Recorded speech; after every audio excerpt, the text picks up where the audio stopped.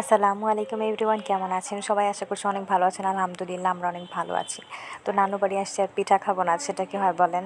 আর আমাদের বরিশালের ঐতিহ্যবাহী পিঠার মধ্যে কিন্তু এই যে চালের গুঁড়ার যে রুটিটা বানানো হয়, এটা কিন্তু আমাদের এখানে মানে প্রচুর পরিমাণে সবার খুব পছন্দ, মানে বহুল পরিচিত বলা যায়। তো সন্ধ্যার পরে রাত্রেবেলা হচ্ছে আজকে আমরা চালের রুটি খাবো আর গরুর গোশত খাবো। তো এই জন্য আম্মু এখানে পিঠা বানাচ্ছিল আর আমি আবার একটু ভিডিও করতেছিলাম।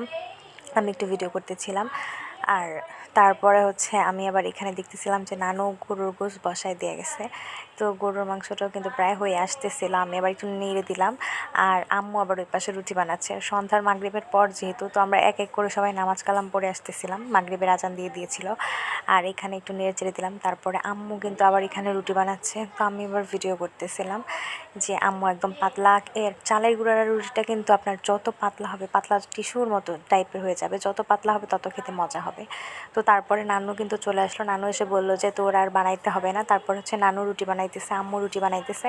আর আমার আম্মুর চাচাতো ভাইয়ের বউ, মানে আমার মামি, আসলে আমার আপন মামি যারা, তারা হচ্ছে বাড়িতে থাকে না, তারা ঢাকা শহরে থাকে। আর আমার আম্মুর চাচাতো ভাইয়ের বউ এই মামি হচ্ছে সবসময় বাড়িতেই থাকে। তো মামি হচ্ছে মানে আটাকে সুন্দরভাবে সুতো দিয়ে কেটে কেটে দিচ্ছিল, প্যাড়া বানিয়ে দিচ্ছিল, আম্মু আর নানু বানাচ্ছিল। তো আম্মুর আর নানুর বানানোর পরে এই পাশে আবার দেখলাম যে নানু তাল জাল দিচ্ছিল, নানু তাল গুলিয়েছে। আর এখন তো তালের সিজন, পাকা তালের ঘ্রাণ।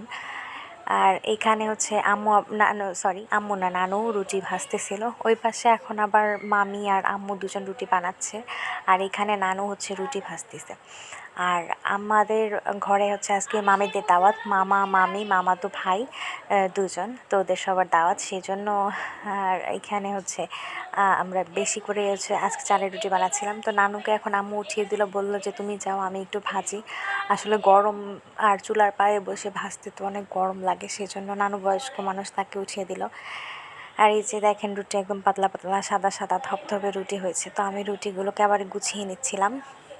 বাঁশের চালনা এখানে রুটি ভেজে ভেজে ছড়িয়ে ছড়িয়ে রাখছিল, তো ঠান্ডা হয়েছে যেগুলো, সেগুলো আমি আবার চালনায় করে উঠিয়ে নিচ্ছিলাম।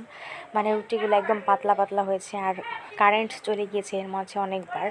আর এখানে মানে শহরেও কারেন্টে ডিস্টার্ব করে, গ্রামেও এখন কারেন্টে প্রচুর পরিমাণে ডিস্টার্ব করে। গ্রামে তো শহরের তুলনায় একটু বেশিই করে।